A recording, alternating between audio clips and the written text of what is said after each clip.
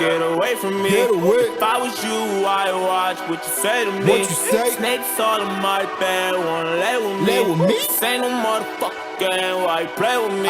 Don't play with me, that's the only thing I love. What's up, y'all? Welcome to Kase Court Podcast. It's your boy Kase, the realest basketball fan alive, and I'm live from Las Vegas, Nevada, West Side. Thank you for tuning in. And today is the last episode of my 6-episode series, where I'm breaking down my 30-team Dynasty League. You know what I'm saying? And I'm pretty fired up for this episode, but I'm going to let y'all know. I'm going to fill y'all in on that in a little bit, all right? Real quick, let me give y'all a background just as usual. It's a 30-team Dynasty Fantasy Basketball League, 9 categories, hosted on Fantrax. The competition is pretty brutal. We just had our inaugural draft back in August of 2019 over the span of 3 weeks. And what I did in this series is I went over player values, who I like, who I didn't like. I'm going to try to keep it short and sweet. And today, we're going over the Southwest Division. And the Southwest Division is, yes, my team, the Houston Rockets, San Antonio Spurs, Dallas Mavericks, Memphis Grizzlies, and New Orleans Pelicans. So before I get into these teams, I'm going to let you know why I'm fired up for this episode. So shout out to our league commissioner again, Jenner. Pretty much, he put in some diligent work into running a simulation in 2K20 of our Dynasty League. He loaded up all our players into each team. And guess who won it? Guess who won the finals? You guessed it. My team, the Houston Rockets. So that's where I'm going to start this one. The Houston Rockets. Let's get right into it. Point guard, Russell Westbrook. Justice Winslow, DeMar DeRozan, Mason Plumlee, Andre Drummond. And on the bench, we got Gerald Green, TJ McConnell, Rajon Rondo, DeAndre Bembry, Jonah Bolden, Andre Roberson, Boban Marjanovic, Markelle Fultz in IR, and also Denzel Valentine in IR. All right, Denzel Valentine in IR. We're going to have to see what kind of role he plays coming back and how he looks coming back from his injury. I believe, he's a pretty smart player, but he's not that athletic, but we'll see. The Chicago Bulls have a pretty good team right now, so he might play like a 7th-man role there. Markelle Fultz, this was definitely quite the gamble. If his shoulder continues to diverge him, this could turn into a wasted pick. But based on his upside, I believe he went really late in this draft. So it was a pretty good gamble. Boban Marjanovic, when the whole team is playing, he's probably not going to get that many minutes. But if you're aware of this guy, he leads the league in I think it's like PR or something like that. So he doesn't need that many minutes to give you some efficiency. Especially with Porzingis missing some games, he could be usable, but he could be dropped pretty soon. Andre Roberson out there in OKC, yes, he could have been a forgotten guy based on his potential for stocks and minutes on this Thunder team. And like I said, I think this Thunder team is going to be better than most of us are kind of seeing. So a defensive guy like Roberson could be leaned on quite a bit. Jonah Bolden, he's probably not going to play much when the whole team is healthy as well, but when Embiid is out, he could find some minutes here and there. He gets you some steals and whatnot, but he's definitely droppable as well. DeAndre Bembry out there in Atlanta, I believe but based on the guards out there, if those young guys could flourish, this could turn into a pretty bad pick overall. But based on my belief at the guards, I don't really believe in the guards that much out there in Atlanta. So I think Bembry might be able to sustain some value, and he could sustain some trade value to some other team. He could be attractive to a contender and still, depending on his role. So quite the wild card, I would say. Rajon Rondo, yes, it's going to be a battle between, I guess, him, Quinn Cook, Alex Caruso, who's going to be more valuable down the road, maybe between Rondo and Caruso. But I think with DeMarcus Cousins going down, they're going to lean on a veteran like Rondo a lot more. So I think his value went up after that injury. but we'll see. We'll see how it goes. TJ McConnell out there, he's going to be pretty good while Oladipo is out working on his return. But when he returns, he'll probably find himself into, I guess, some solid backup minutes, similar to his role out there in Philly. Gerald Green, he's not going to do much outside of score and get some threes. Andre Drummond out there in Detroit. Yeah, in fantasy, this guy's a fantasy god. He has potential for fantasy MVP caliber impact, I would say, in both points and category leagues. So Andre Drummond is a pretty solid pick, and he's still young. I think he's still like 24 or something, but he's been good for so long we forget how young he is. Mason Plumlee out there in Denver. Yes, the coach. He plays well beside Jokic, so he should be falling into some pretty solid minutes. The only scary thing is that there is quite a log jam in the front court out there in Denver, so he might not be as good as he was in the previous 2 years. DeMar DeRozan out there in San Antonio. Yes, with San Antonio getting their full backcourt back, DeMar DeRozan won't be having as much of the responsibility as much, but a lot is still going to be going through him, and he's in his prime, so that was a nice pick based on where he went. Justice Winslow, that was a pick, I would say, probably looking for the future to see if he could blossom, but as of today, if Dragic is healthy, he's probably not going to be that good. But when Dragic goes down, I think he might step in and run the point guard again like he was last year, until someone the other younger guards develop. Russell Westbrook with Houston. Yeah, his numbers could take a hit going from being the number one guy to, I guess, number two guy out there in Houston.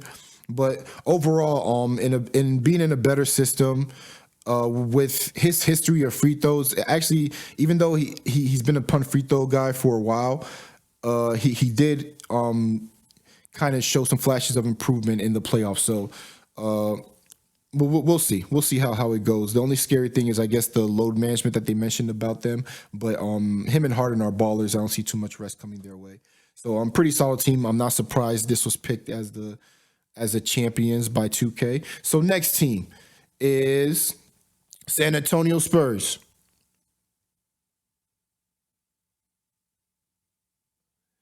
In San Antonio, we got Eric Bledsoe, Marcus Smart, Clint Capella, Kelly Olynyk, Karl Anthony Towns, Dwayne Bacon, Marco Bellinelli, Jacob Evans, Kyle Korver, Sekou Doumbouya,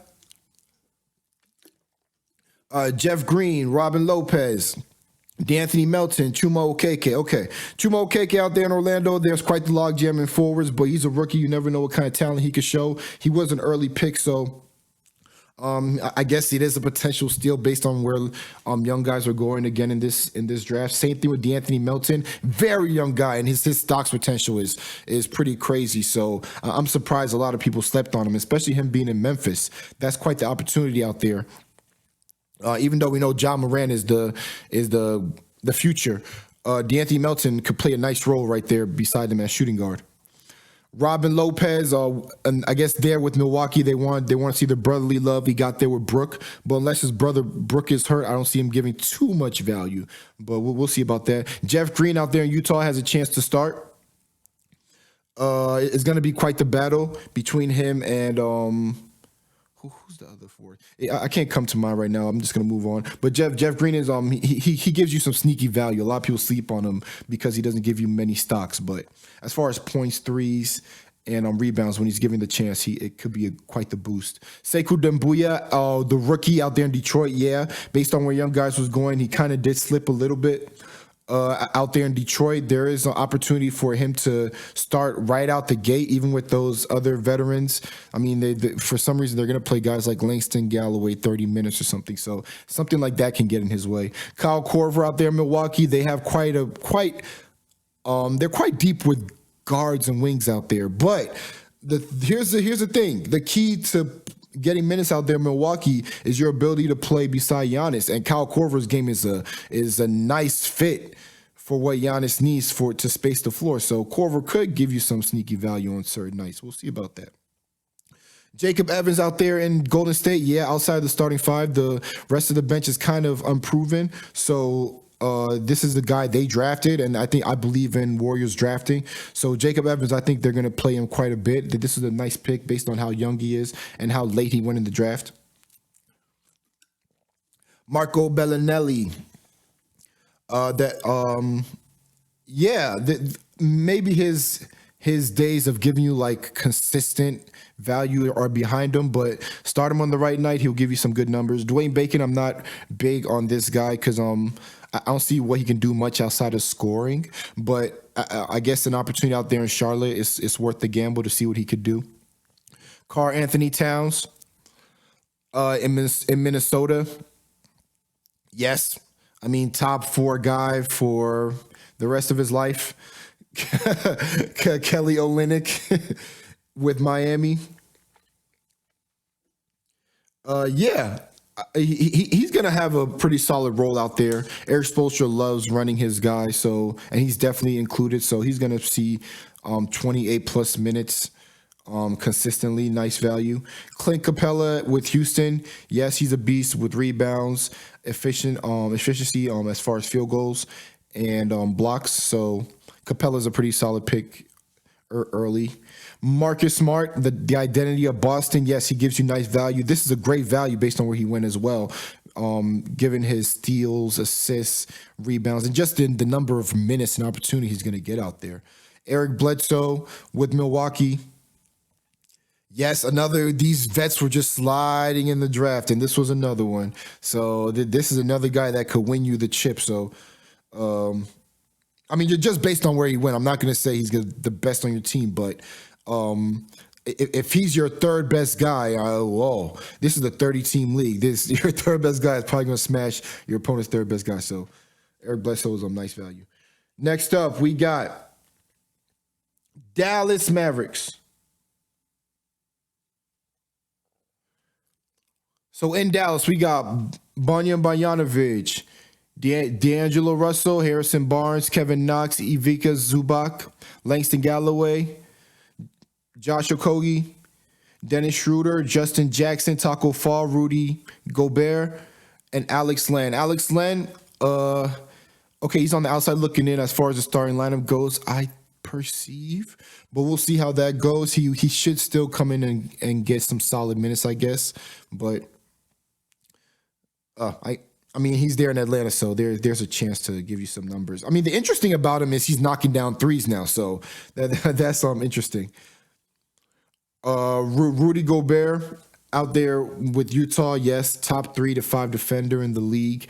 No matter what happens with that team or where he goes in his career, his role is always going to be the same. I think his numbers are pretty much team-proof, I would say, for the most part. Solid pick.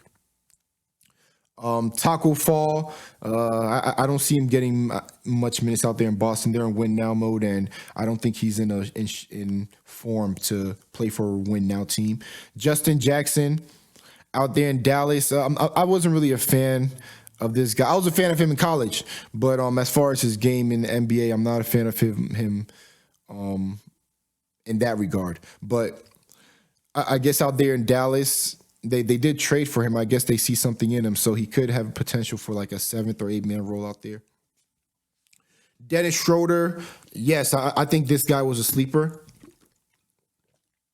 especially with the potential of Chris Paul getting hurt.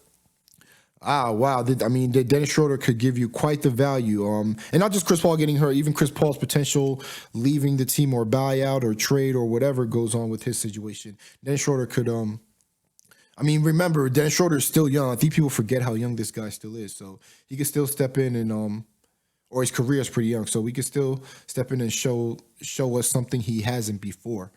And he showed us quite a bit. So this guy was a sleeper. Josh Okogie, yes, we love his game when you watch him on the court, but he's yet to show us what he can produce fantasy-wise. So with Minnesota, where they're at right now, it's a pretty good, I would say, environment for him to kind of let loose. Langston Galloway with Detroit. Yeah, like I previously said, he's going to get his 30 minutes. He's going to probably drop like 20 points on certain nights. Hopefully you starting him on those nights, but Yeah, that's Langston Galloway out there in Detroit. He can get buckets. Ivica Zubac with the Clippers, he could possibly be their potentially best center, unless they categorize Montrezl Harrell as a center. But Zubac, we'll see. He just needs to put his game together, but he does have a lot of upside if he's able to do that. Kevin Knox with New York, I wasn't high on him on the draft, but boy, did he prove me wrong on certain nights last year. So he could be due to do the same this year. Actually, he should be doing the same this year in putting up some pretty good games. As far as consistency, that I don't think anybody knows how consistent he'll be, all because of the situation. We know what the Knicks do with their rotation. In fact, yeah, we don't know what they do with their rotation. Harrison Barnes with Sacramento. Yeah, I guess that's their locker room vet. They're going to lean on him a lot to kind of mold the trio of Bagley, Buddy, De'Aaron Fox. So that's a pretty good pick. Him and him and Ariza are going to be working together to kind of see if they can get that team into the playoffs. D'Angelo Russell, I think he's a nice fit for the Golden State Warriors system as far as ball movement and just spacing goes, because he's not a great shooter, but he's a pretty good shooter, but he's a great passer. So I think he's just going to allow Steph Curry to just move off the ball a lot more, which is scary. If you know basketball, giving Curry the ability to move off the ball more is pretty scary. So D'Lo, I think, is a nice pick. Even if he gets traded somewhere else, he's just a pretty solid talent. Bogdanovic, yes, another solid talent as well. The only issue is they don't seem to start him, I guess, but he doesn't need to start to give you value based on his game. But yeah, the Kings have quite the squad, and so I mean, it's quite interesting that a young talent like Bogdanovic is kind of like, what is he, like the fourth or fifth option? Like, wow, like that Kings team is pretty good, and yeah, Bogdanovic is we like his fantasy game. If you play fantasy, you're probably a fan of him. Memphis Grizzlies, next up. Within Memphis, we got Gary Harris, Landry Shamet, Harry Giles, Jeremy Grant, Kristaps Porzingis, Patrick McCall, Juancho Hernan Gomez, my bad, James Johnson, Evan Turner, Robert Williams, DJ Wilson, Daniel Theus, Dante Exum, and Victor Oladipo. Yes, Victor Oladipo, when he returns from his injury, he did slide in the draft based on him being injured. That's what happens with injured guys in fantasy draft. They just happen to slide because we're scared of them. So when he returns, he's going to give you some pretty good value if he's able to return to form. Dante Exum out there in Utah, yes, he could get some pretty solid minutes, I guess, as a backup combo guard out there.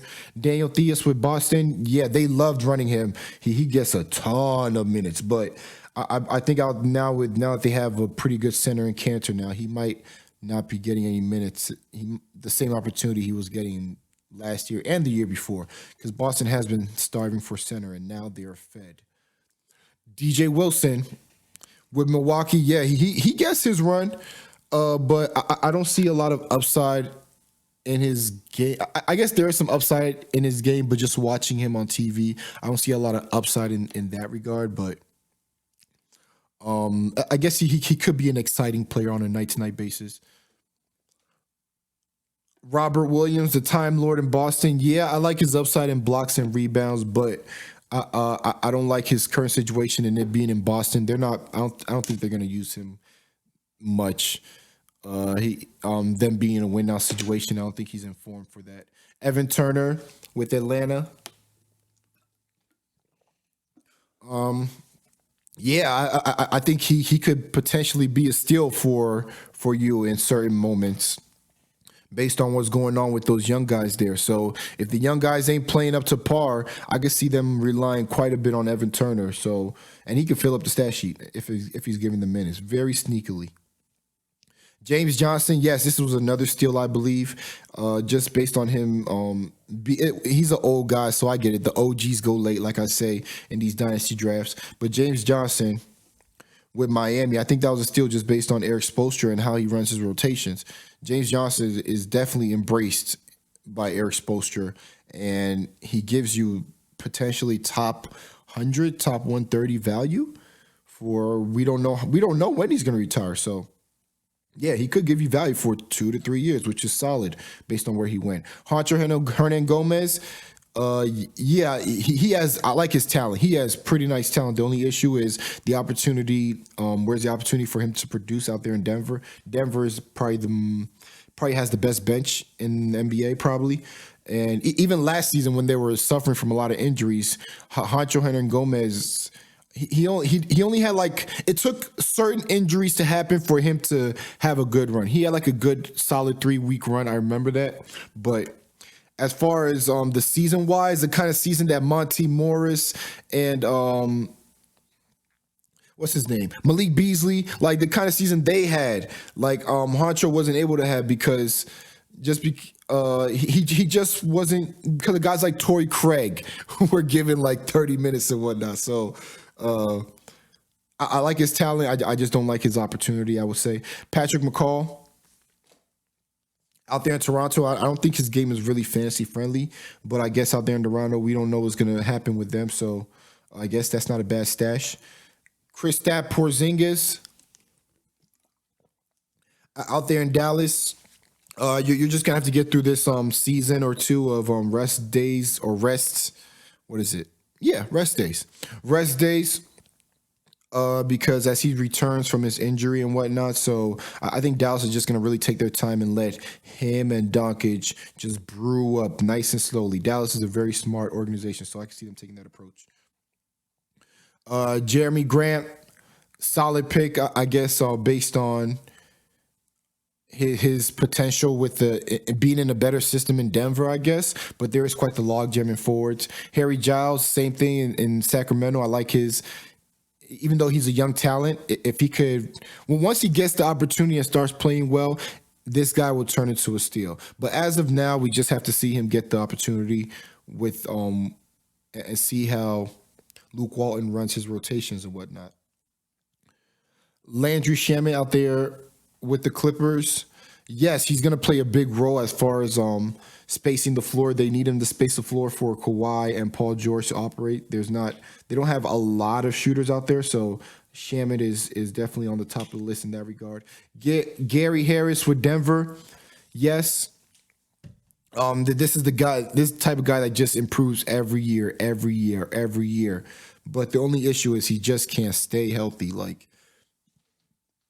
Like honestly, like the way he's been, his trajectory, the way he improves each season, like this guy has a chance to, I mean, he's in the West. If he was in the East, he would have a chance to get close to getting All-Star votes. He will get All-Star votes, but as far as like maybe making it on the All-Star team, that's how good he's been improving each year. And his game is very fantasy friendly, but the only issue is injuries and staying healthy. If he could do that, boy, what a pick this could be.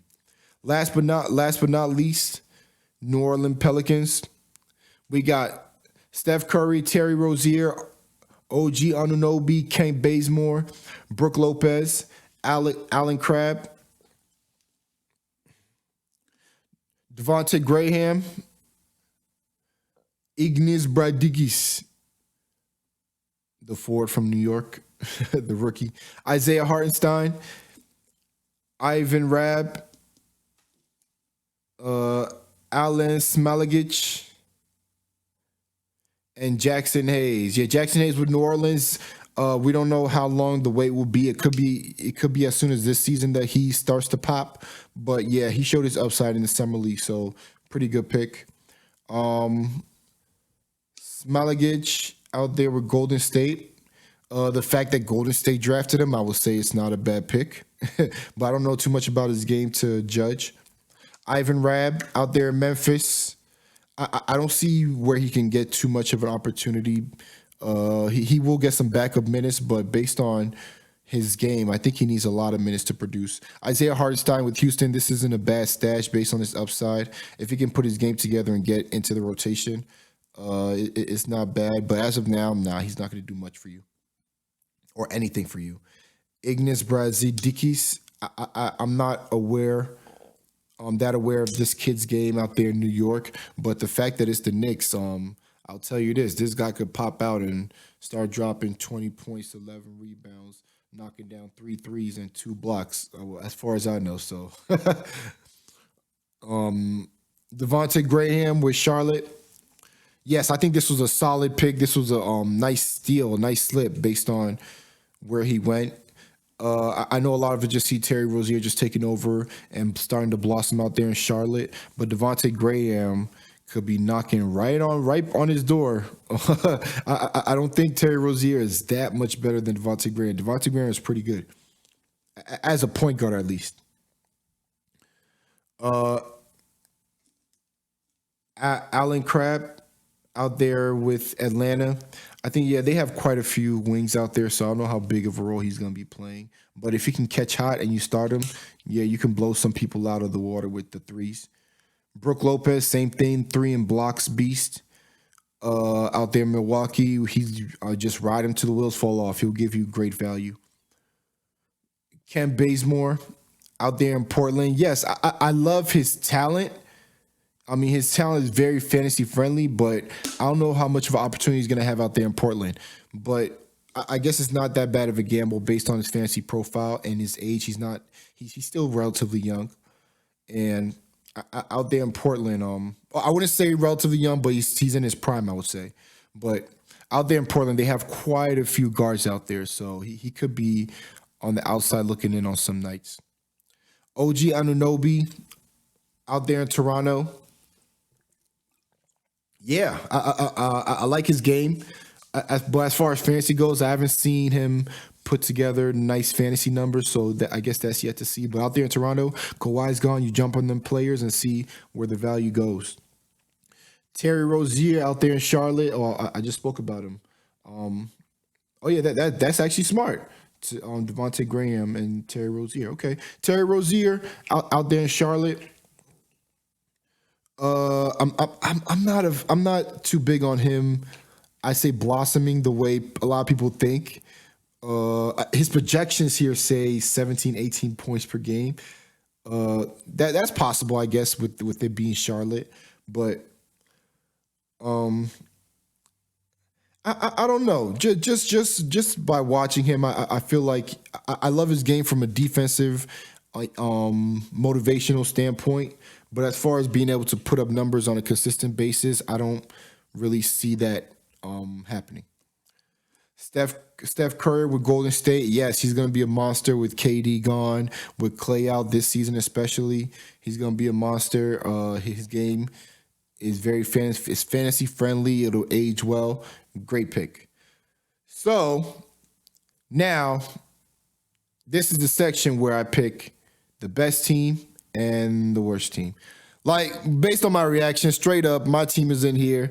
I try to avoid picking my team, but the fact that Jenner put out the simulation today and it kind of confirmed that the Rockets is the best team in the league. You know what I'm saying? But I'm not going to talk too much about that. Let me pick another team, just to keep it real. Based on conversations, I see a lot of people shout out to the Spurs team as being a very solid team. I would agree. So let me that is a pretty solid team with Eric Bledsoe, Marcus Smart, Clint Capella, Kelly Olynyk and Karl Anthony Towns. Like, Cat and Capella is a very nice duo of Twin Towers and whatnot. And Eric Bledsoe gives you solid value and Smart. Like you got a lot of players at great value here. So yes, I would agree that your team is solid. But if you were to compare it to my Rockets team, I would say how I kind of see it is like I would say is with Westbrook, DeRozan, and Andre Drummond. That's a nasty big three, and if Fultz and Winslow can kind of flourish into borderline stars or something like that, then that could be a pretty nice 5. So a fantastic 5. So let me stop gassing myself up. Let me pick the team I'm probably not feeling as much. If I were to pick a team, I'd probably go with the one I just did, the New Orleans Pelicans.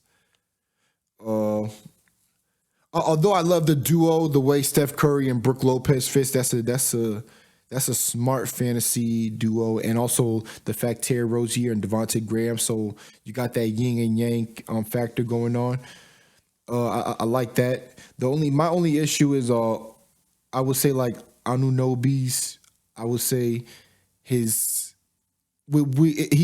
quite the wild card. We have to see him produce. Like we like his game, you know what I'm saying? We like the player, but in fantasy we care about the stats. We have to see these stats on a consistent basis. And Kent Bazemore, I don't know what kind of role he's gonna have out there in Portland. And whatnot, and like a lot of the guys on the bench, okay, like Ivan Rabb, Arden Hardenstein, Brad, okay, like a lot of these guys, it's like we're not Smilegage. Like I don't see how these guys are gonna come in and help like as far as this season goes. You feel me? But this is nitpicking, and like I said, you know, to wrap this up, this is just opinions, not facts. So what really determines it is team builds, matchups, injuries, and trades. And that's it for my 6-episode series. But this ain't the last episode for my 30-team Dynasty League. I'm going to try to come up with some themes or something to do throughout the season. But yeah, league members, hit me up in Discord with some ideas on what kind of episodes we could do in the future. And thank you for listening to Kase Court Podcast. This your boy Kase, the realest basketball fan alive, and I'm out. Get away from me. If I was you, I'd watch what you say to me. Snakes all in my bed, wanna lay with me. This ain't no motherfucking game, why you play with me? Don't play with me, this the only thing I love. I love, love, love, love.